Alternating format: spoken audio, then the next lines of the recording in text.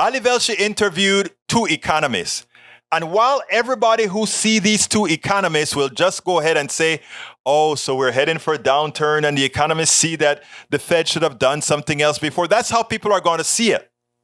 When I saw these two economists, what I saw was the following. Our economic system is nothing but a fraud. I repeat, our economic system is nothing but a fraud.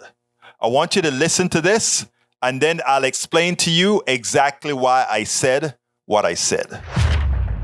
There are people who are just worried. And some of it's about interest rates because those costs are making people's lives harder. But some of it is watching the stock market, watching their 401ks go down. I have to say, I think it's completely natural to be worried right now. But it's true. I think when you look around and you see these signs on the stock market and inflation and interest rates, it's easy to just sort of go into this panic and think to myself, should I stop spending? What should I do here? But I think you have to tease out from all of this data, how does it affect me personally? How does it affect my family, my household? I mean, start with the stock market. And, we talked about 401ks. First of all, not all of us are lucky enough to have one. But, and I'm guilty of this. I see the news, but you have to ask yourself, how close am I to retirement? Your 401k has probably had a lot of cycles, through your career. And if you're not that close, this might not be something that affects you as much. I think it's, the same on, let's say, mortgage rates. You can read, they've doubled. It's so much more expensive to buy a house if you can even find one. You have to stop and say, hey, did I recently buy a house? Am I locked in a fixed rate mortgage? Did I recently refinance? Does this affect me personally? I think with inflation, it's harder. It's really difficult to imagine a family not affected, but you really have to take the time to say, how does this affect me, my family? Mohammed, you're a little bit worried about what could happen. And there is a distinction between stock market cycles and recessions. They're not entirely separate. But if you look at after 9/11, the Great Recession, 2008, 2009, the pandemic, the hit that the markets took and those days of triple digit losses, we recovered from all of them. So if your time horizon exists, for my viewer, does it make sense to cash out of the market right now and wait till things are better, or should they not touch anything? So it depends how exposed you are. If you have emergency savings, then no. You don't want to panic and get out. But if you put everything into the stock market, you will feel very uncomfortable. Laurie's absolutely right. When you rank what we are worried about, inflation is number one. That eats away at our purchasing power every single day. Number two is interest rates. A lot of us have debt and rates are going up. Number three is what's happening to the economy and the possibility of recession and therefore income insecurity. And then the final one is your 401k. Your 401k is there for the long term. So it's important, as Laurie said, to put it into perspective. The key thing is to realize we're going through three paradigm shifts at a time when we're losing confidence in our Federal Reserve. We're going through a interest rate paradigm shift, a growth paradigm shift, and a globalization paradigm shift.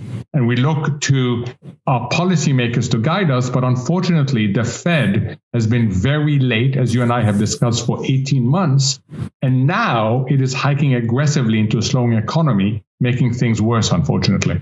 And Laurie, Mohammed makes a good point. The 401k is actually not the priority for everybody. For most people, it is jobs. And we are in a relatively good job situation in the United States. Unemployment is below what the three of us used to think of as full employment. Wages are higher.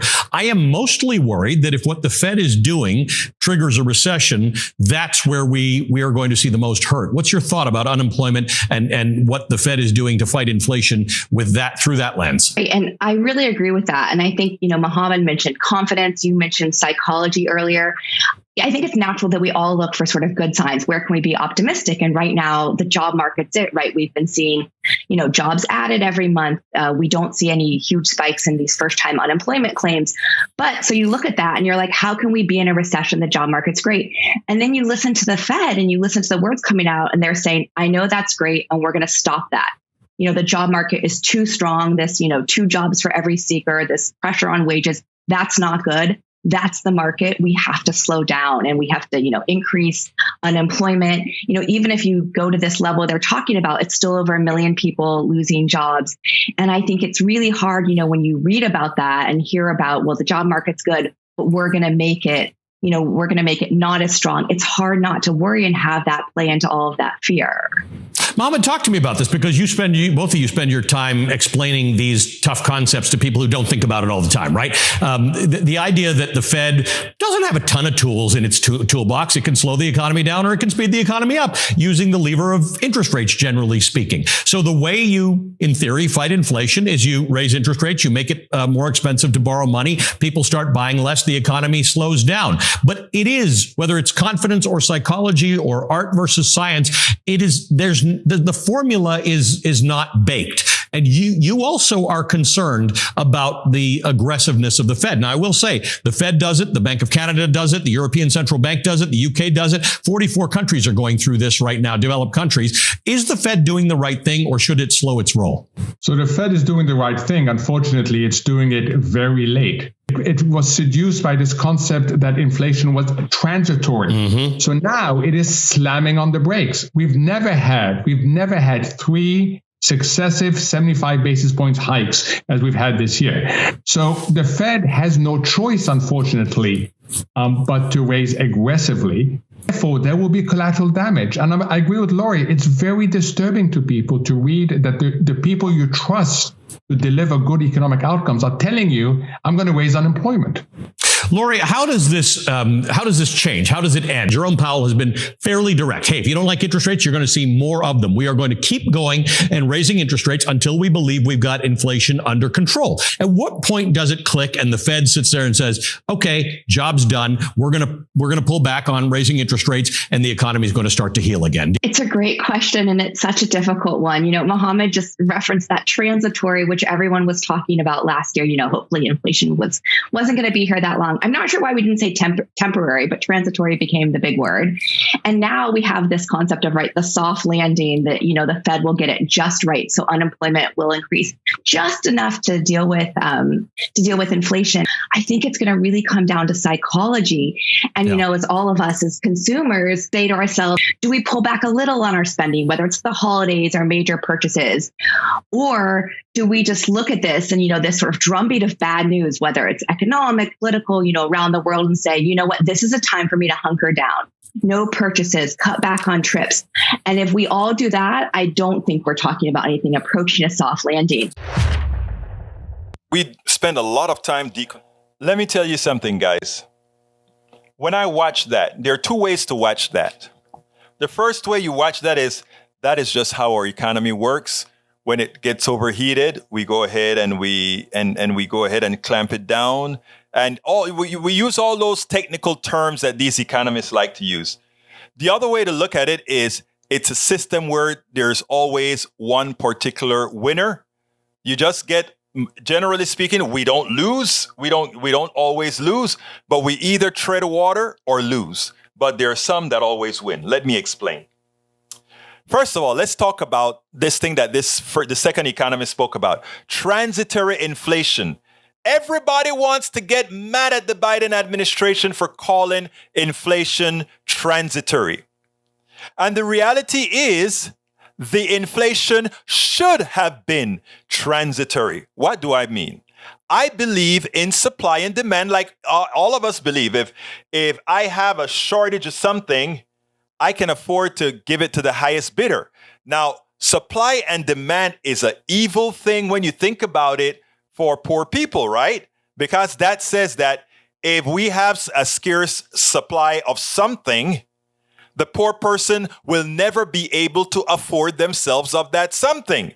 Because if there's a shortage, the person who always gets it is the person who have been afforded more money. But let's put that aside a bit. Why should this inflation have been transitory? The inflation should have been transitory because the supply chain problems and all of that were caused by three major factors. COVID, weather, and the ineptitude of the private sector, the private corporations. Again, the 3 things that caused the supply chain problem, which created transitory shortages, were again weather, COVID, and the ineptitude of the corporations. we know that the COVID stuff was going to be taken care of over time. So during the time that it takes COVID to recover, yes, we get inflation from shortages. 2, weather. We don't have much control over weather, but we did have a very severe set of storms in the ocean that caused supply chains, the ships to go around or anything like that. So weather was not a big problem this year, except for weather types in California and Texas and all the heat problems and the flooding, etc. But that wasn't a major disruptor overall. Of course, then you have the ineptitude of private sector, the corporations. Now, these corporations, they are the ones who decided in their infinite wisdom to put most of their manufacturing overseas, where weather and COVID would have a longer lasting effect, thus creating a longer lasting transitory inflation. Now, here's a kicker. Because who pays when we get transitory inflations? You do.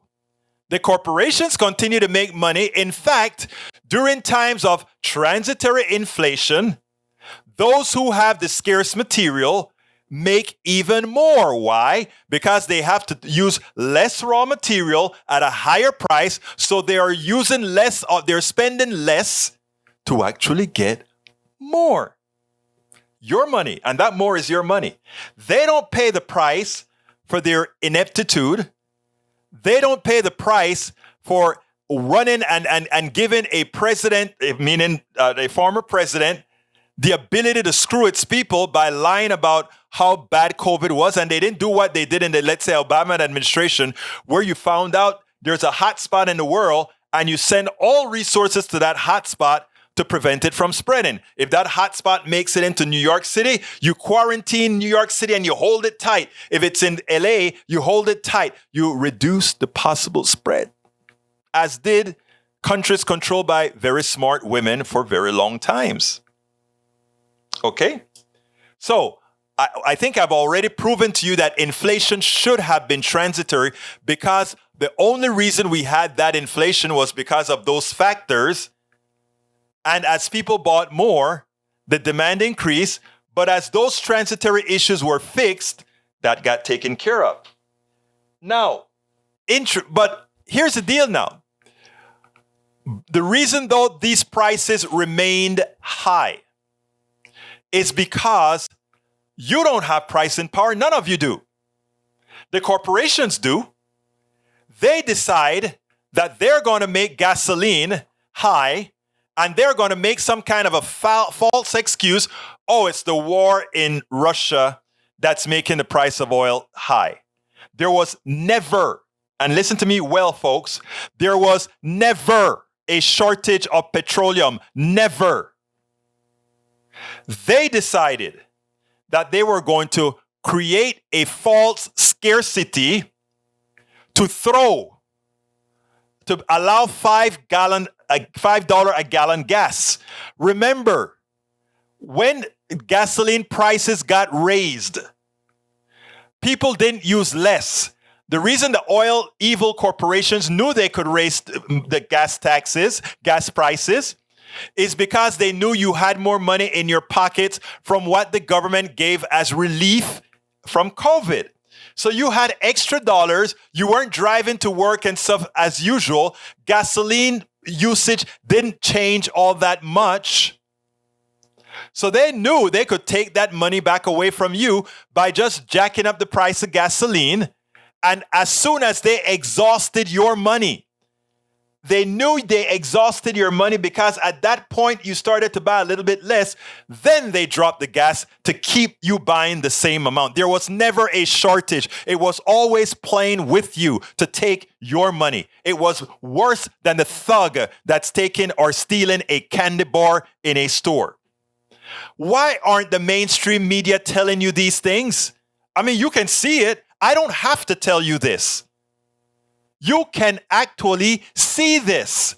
You saw that you never went to a gasoline station with no gas. There was always gas.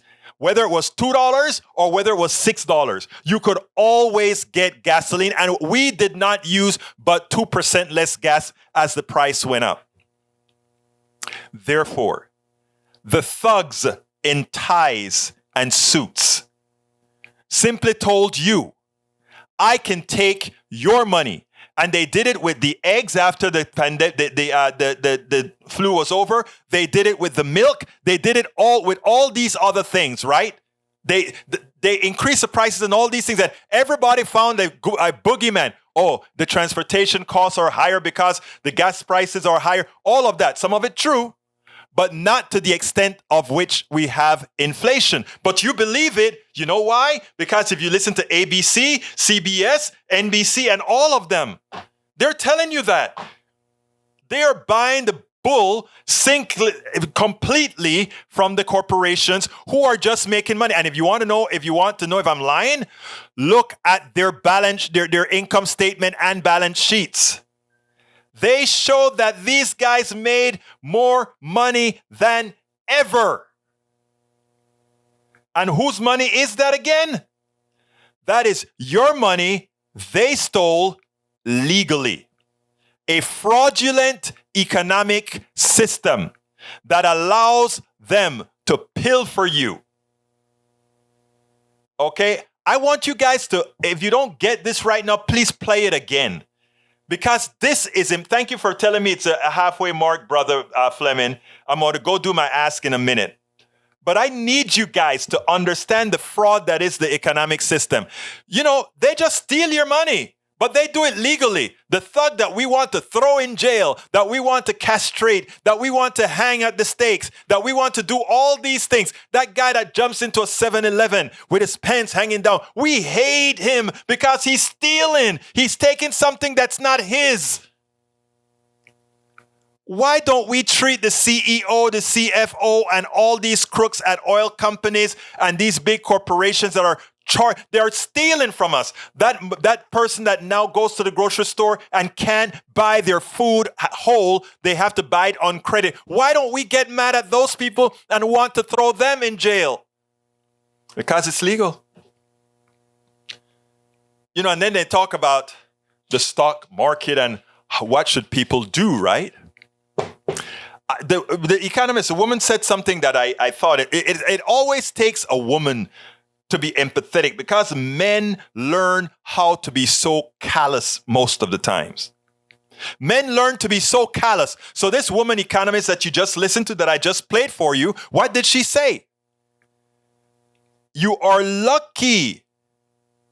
You are lucky to be able to have a stocks, to have a 401k, to have these savings, because most that part of the conversation was for only 20% of Americans. I know you're going to say, well, you know how many people have their retirements in the stock market? Well, those are minute things, man. Those are little bit, you know, they want you to have the semblance of having money in the stock market. But you know what? You should know. The stock market is absolutely, and I say this categorically as a fact, the stock market is no different than a gambling casino. I want to remind you all, look up EBITDA, EBITDA, EBITDA. When they were valuating corporations that had no cash, corporations that had no money, corporations that had no sales, they just had a web page. And they were trading on the stock market for billions of dollars. And all you'd have these supposedly intelligent financial guys on CNBC talking about EBITDA. You know, the EBITDA of this company, it's not good, but the earnings before taxes, income, and all. It's like, oh, really? Our economic system, I repeat, is a fraud. And until we understand that, our economic system is a fraud, and we separate the portions that we all need from the fraud, things will not change. But we can. Because when we talk about Medicare for all, or we want to call it something else, because a lot of people don't like Medicare because of certain features, we can call it healthcare for all. When we talk about everybody having healthcare paid for out of the general funds that we all pay taxes for, but everybody get access, then we're talking real. When we talk about every single person eligible to go to college if they want to, can go to college like they go to high school because our economy needs it, then we will make the change. There are a lot of things we can do, society can do. If we elect the right people and stop falling for the bull that those two economists are themselves indoctrinated within. It is so important that we get these things right. Anyway, let me go ahead and do my ask, and then I'll come back. But, I really wanted to get this out because over the weekend when Ali Velshi did these economists, I said to myself, my people, my peeps, my PDR posse needs to hear this. And not only this, but hear it in the right context, because a lot of people listen to that and they don't get it. So, man, I just want us to get it right. Here is my ask, and then we'll come back and whoops. We'll come back and do some more talking. So where is it? ¿Dónde está mi pregunta? Esa pregunta ni se pregunta. Déjame ver dónde está. It's right here. Politics Done Right depends on you to keep doing what we do. What do? We make sure to keep, number one, the internet seeded with blogs and information to counter the right and to present what progressives represent for the benefit of us all to everybody, so that it's not misread, misled by any other entity. We make sure and populate that internet with blogs, with videos, with all these other things to make sure that we are informed and to counter everything that you normally hear that are lying at the right.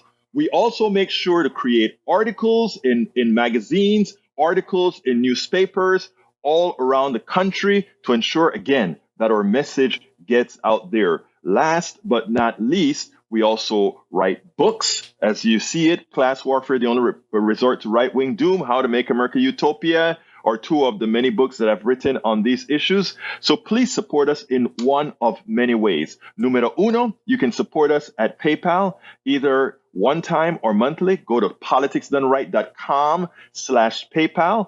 You can support us on Patreon. That is politicsdoneright.com/Patreon. Patreon is spelled Patreon. You can support us by becoming a part of our YouTube channel, going to politicsdoneright.com/YouTube, or you can support us in many other forms that you can find at politicsdoneright.com/support. Be sure to visit our store, politicsdoneright.com/store, and get our books at politicsdoneright.com/books. All right, folks. So please consider supporting us. I put all the links in there. Check out my books. I mean, and also that I have this book that I'm writing one chapter at a time. And a couple weeks ago, I think it was, that I finished yet another chapter, intriguing chapter. So please follow my book, Tribulations of an Afro-Latino Caribbean Man, Racism Didn't Stop My Smile, Hope or Journey Forward. It's at Amazon. It's one of those books that Amazon actually gives you a lot of stories so that you can actually read.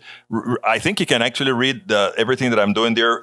They're giving away stars for free. So I just put that in the link. So if you go to Tribulations of an Afro-Latino Caribbean Man, Racism Didn't Stop My Smile, Hope or Journey Forward, I think you can actually go log into Amazon, all that good stuff. And I think they'll give you free stars to start out use, because they want people to start using that new platform. I don't remember what it's called. I don't remember what it's called, but it's on the Amazon platform. Check it out. The book, I think I have 8 or 9 chapters already written. Check it out. Tell me what you think about it. Drop me a line. I think some of them I actually ask you to do a little poll or something like that. So I would really appreciate you supporting the show in whatever form you have or can to support the show. Remember, this is all we do here. We write blogs. Other than writing blogs, we write books. Other than writing books, we write articles in newspapers and elsewhere. I haven't had an article placed in a newspaper in the last year or so, but and that's mostly because with blogs out there, you can get a lot more coverage with your own blogs and on Medium. Also, I forgot to tell you, Medium. If you want to support not only me but authors all over the country, like I tell you, you can't just listen to the media right now because the media is so flawed. Like I just gave the explanation of our economy a few minutes ago, and I swear you can, everything that I've said in that monologue that I did, you can go ahead and look it up. There's nothing that I said that is away from us. The only difference is that I put it out there in a cohesive manner. The funny thing about it is, folks, these guys are so sure that you have no interest in enlightening yourself that they just spit the crap out. But anyway, if you can support me on Medium by going to medium.egbertowillies.com/membership. And by doing that, you can read stories from thousands of authors. I should say hundreds of authors, because the thousands that are there, most of them don't write. But the hundreds of good authors that I've found on Medium, and I write there as well, of my articles. So you can read my articles there ad-free. We spend a lot of time deconstructing the news, trying to parse it into a form that everybody can understand. We try to find those little nitpicks where it flies above the fray, etc. If you really like these videos that we do, I want to ask a big favor. Please go ahead. Number 1, subscribe to our channel. And number 2, please join if you can. Thank you so kindly for watching. Keep watching. Please remember to share. We must populate the entire internet with our progressive message, a message that we know is what most Americans say that they want. So help us, please join.